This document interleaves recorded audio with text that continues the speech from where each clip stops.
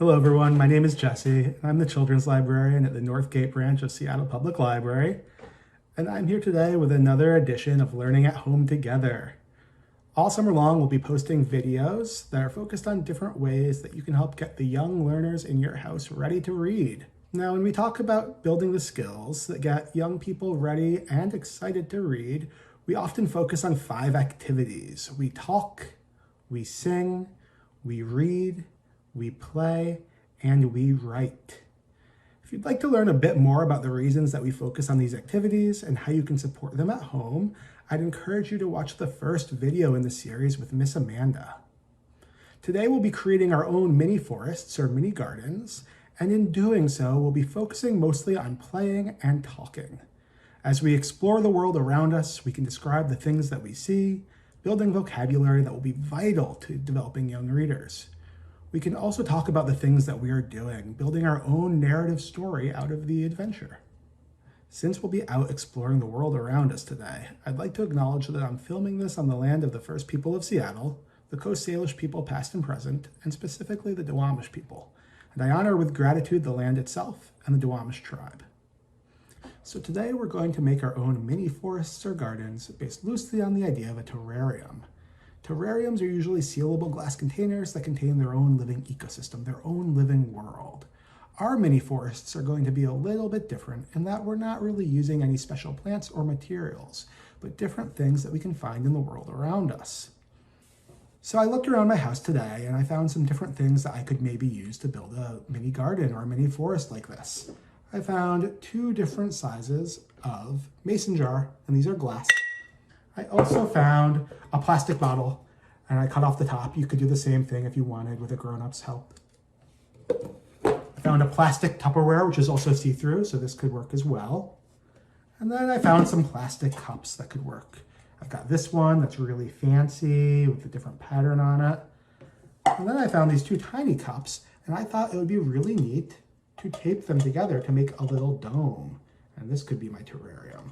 So really you can use any container around you. Something see-through works best so you can see all of the different things that you put inside. And then we're going to look around and we're going to find some different materials to put inside it to build our little forest or garden. Let's go. Now before we head outside, I just wanted to show you this example of a terrarium that we have in our house. And this is an open top terrarium that contains carnivorous plants. Those are plants that eat insects.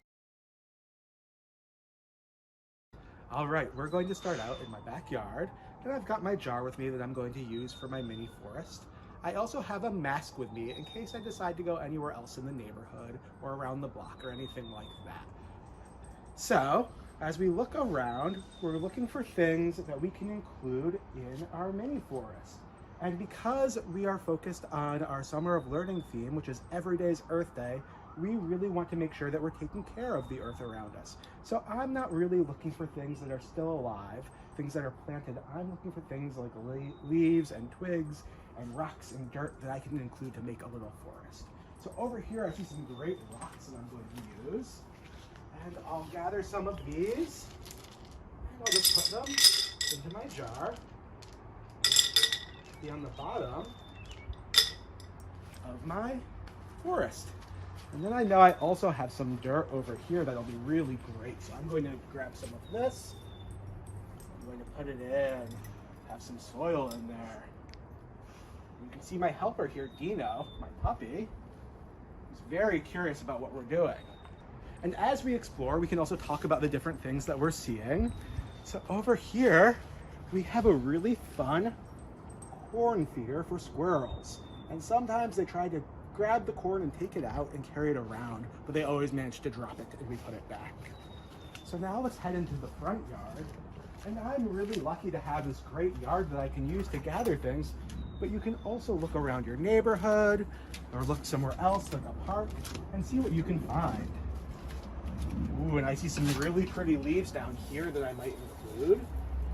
And now I think I've got a really good floor for my forest. So now I'm going to look for some leaves and twigs and other things that I might want to include in here.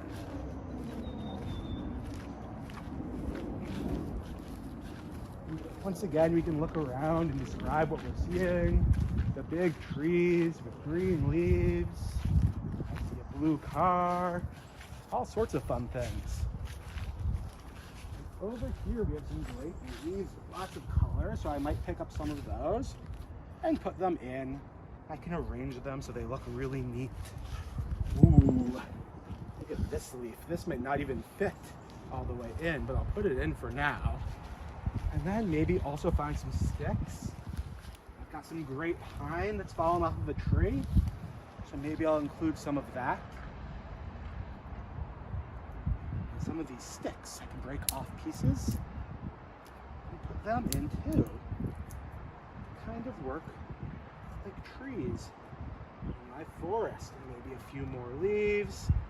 And we can keep walking around and seeing what else we want to include as we go until we feel like we have enough. So after you've got your mini forest or mini garden all arranged with everything inside of it, you can think if there's anything else around your house that you might want to add in. I found some Post-it notes and a marker and some scissors and tape, and I made a little sun to put inside of mine. So I'm going to stick my sun in my mini forest like this. And you can see it shining down. I also found this little figurine that I think looks a little bit like me. So I think I'm going to put him in here as well. So he's going to go in like that. We'll find a good place for him to stand. There we go.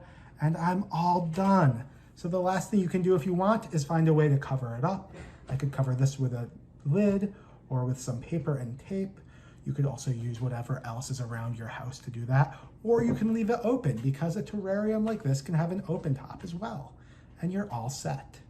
So thank you so much for watching and exploring and playing with me today, and be sure to check out the rest of our Learning from Home videos this summer. Goodbye.